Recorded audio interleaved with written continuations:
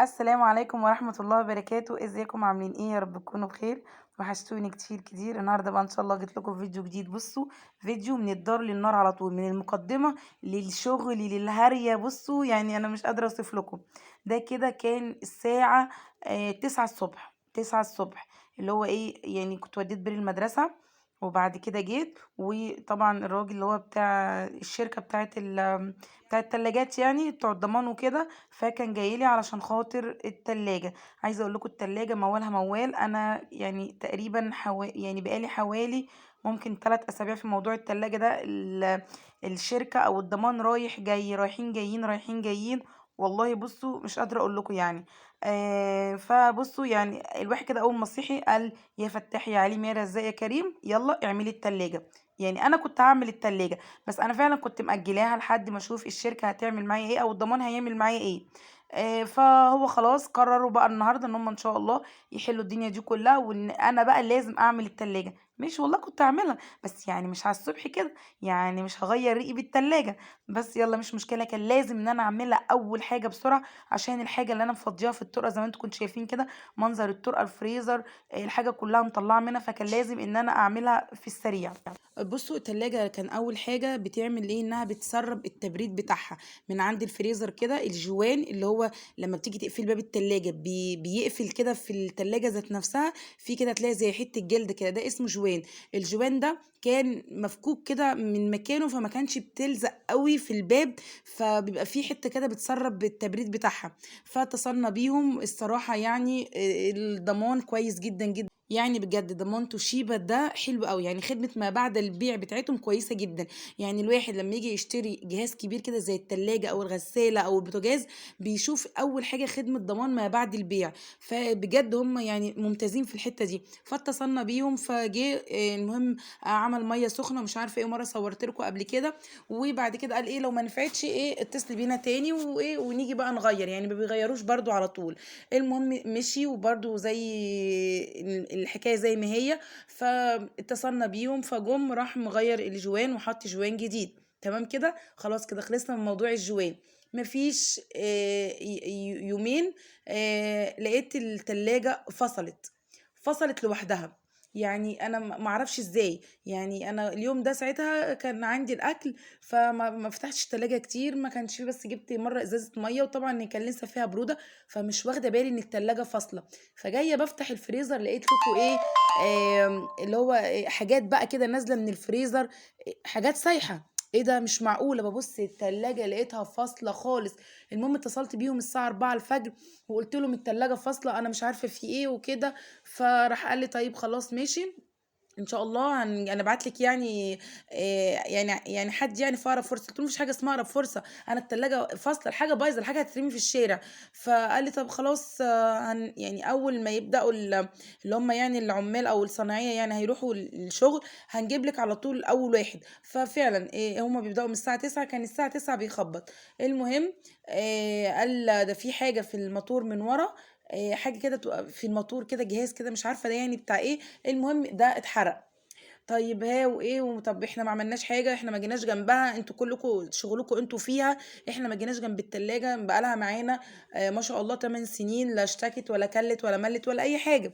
فالمهم راح ايه قال لنا طيب تمام ماشي، وراح هو الحمد لله كان معاه الجهاز ده، لان انا لما بقوله المواصفات في التليفون او ايه اللي حصل او كده، على ما اعتقد اللي بيجي لك ده، الفني اللي بيجي لك ده يعني بيبقى ايه، عامل يعني حسابه حاجات في الشنطه. فالمهم ركبها لي بدل اللي اتحرقت، والحمد لله خلاص مفيش اي مشكله، والتلاجة اشتغلت وحمدت ربنا. المهم جيت بعد كده، مفيش بعدها بيومين لقيت التلاجة بتعمل تلج. بصوا زي ما تقولوا هي ما صدقت فتحت بقها، والله العظيم كله ورا بعضه. التلاجة بتعمل تلج من تحت. شايفين الحته اللي انا بشيلها ده عند الرف ده كده اهو، الحته البيضه اللي فوق دي كده بتعمل تلج. المهم اتصلت بيهم، راح جالي وراح قال لي مش عارفه صراحه ساعتها عمل ايه، وقعد يمشي ايه كده ويعمل ايه، وقال لي خلاص كده تمام مش هتعمل تلج تاني. قلت له اكيد يعني تمام، قال لي تمام. طبعا كل ده مش واثقه، انا مستنيه ما اخلص خالص من التلاجة عشان اعملها. مفيش، هو مشي بالليل ببص لقيت عامله كلكيع التلج قد كده. اتصلت تاني قلت لهم كان في كذا كذا والتلاجة بتعمل تلج. فالمهم راح جالي تاني يوم بقى، اللي هو بقى اليوم ده بقى جالي بقى الفني ده، وبقى ايه قعد بقى يدلق ميه ويدلق وجاب خرطوم ويدلق مش عارفه ايه وايه. فطلع ان الصرف، مكان الصرف المفروض الغساله تصرف منه ده مسدود. فطبعا قعد يسلك وقعد يعمل ميه سخنه وايه ايه. طبعا فضيت الفريزر عشان ايه, يعرف يشتغل. وطبعا التلاجة طبعا بقت فيه ميه تنزل من جوه كله. بص كل حاجه خلاص يعني بقيت، والله بقيت واقفه جنبه كده منهاره انا يعني في ايه. ما انا قلت لك افضي التلاجة وانت قلت لي لا، فقلت له لا ثواني بقى كده، ورحت جايبه ايه مفضيه بقى الفريزر، ورحت شايله كده اول رف كده من التلاجة. وخلاص خلص الحاجه ومش عارفه ايه. وبعد كده قال لي ايه 3 4 ساعات وشغليها. فقلت خلاص بقى انا استغل الوقت ده. وبصوا امسك بقى التلاجة ماسكه، يعني ماسكه ما اقولكوش بقى، لان فعلا انا بقالي كتير ما عملتهاش.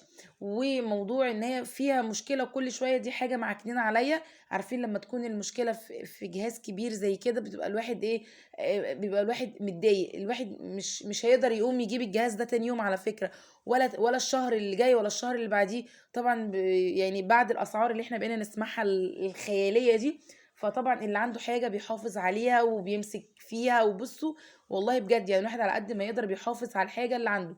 وانا الحمد لله سواء الحاجه كبيره سواء الحاجه صغيره انا بحب ان انا احافظ على الحاجه. بس قلت بقى خلاص بقى، ما يعني مش هينفع بقى غير ان امسك بقى التلاجة بقى ايه واديها للغسله الجميله شلت بقى الرفوف بتاعتها كلها وغسلتها. بصوا رجعت الرفوف تاني. والرفوف بتاعت التلاجة اللي عليها ده الفرش اللي انا كنت فرشاه كان لازق كده، مش عارفه كان عسل واقع ولا ايه. فطبعا شلته خلاص رميته. و يعني غسلت اللي هي الادراج دي بتاعتها دي او الرفوف بتاعتها ونشفتها كويس جدا. وبعد كده ايه بقى ايه هبدأ ان انا ارص التلاجة وادخل الحاجة تاني. طبعا كان في حاجات اترمت، حاجات جت عليها مية باظت. وانا كمان كنت يعني هي كمان التلاجة ما كانتش مليانة قوي، بس كانت مكركبة قوي. يعني اللي انت تحسي تفتحي التلاجة يا نهار التلاجة مليانة على عينيها، لا بس هي لا هي فاضية بس مكركبة. فطبعا التنظيم بيبين الحاجة ايه اللي عندك وايه اللي مش عندك، وتبقى الحاجة كلها واضحة وكده. فدخلت بقى بصوا بدأت ان انا انظمها كده يعني بقى شكلها يفتح النفس شوية. وحطيت ازاز المية كده في الرف. وطبعا هرجع برضو اللبن مكانه. انا كنت برضو الحاجة دي كلها مكنتش عايزاها يعني تبوظ وكده. فالتلاجة بصراحة روحي الشقة يعني. ومحمد كان جايب كمان حاجات من بالليل، كان جايب بيض وكان جايب زبادي وكده. فالبيض الصراحة ما دخلتوش التلاجة، الزبادي بس اللي دخلته، انما البيض لا، لاني انا كنت عارفة ان هو الفني ده جاي تاني يوم. فصراحة خفت على البيض يعني. والله العظيم خفت ايه حاجة تقع تتكسر وهو شغال وكده. الواحد يعني مش بيحمل ان بيضة تتكسر. إيه صح ولا مش صح؟ فسبته، لا قلت مش هجرى له حاجة بره، بكرة ان شاء الله لما يخلص ويمشي ابقى ارص البيت. فرصيت بقى كده الدنيا وكانش فاضل غير درج التلاجة. كنت غسلاه وكنت يعني سايباه يصفي وبعد كده ايه هحطه. وبس كده شكل التلاجة اهو. حطيت الجنب ده هنا الصوصات بقى اللي هو الكاتشب والمربى والمايونيز والمستردة والهوت كاتشب ده اللي هو الهوت صوص. وده كده شويه شربات كده كانوا باقيين مني بس انا شطوره حطيتهم في الكوبايه الجميله دي كانت مكانها جبنه بريزدون. حطيتهم فيها ونيفوني. عايزه اقول لكم ان عملت جلاش وحطيتهم عليه وكان تحفه. هو كفوا ووفوا الصراحه.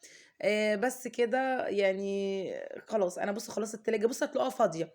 فانا ايه يعني حاولت بقى ان انا اظبطها كده عشان ان شاء الله لما نجيب حاجه الشهر يعني تبقى ايه التلاجة ظاهره كده والحاجه واضحه قدامنا ايه اللي ناقص وايه اللي عايزين نجيبه.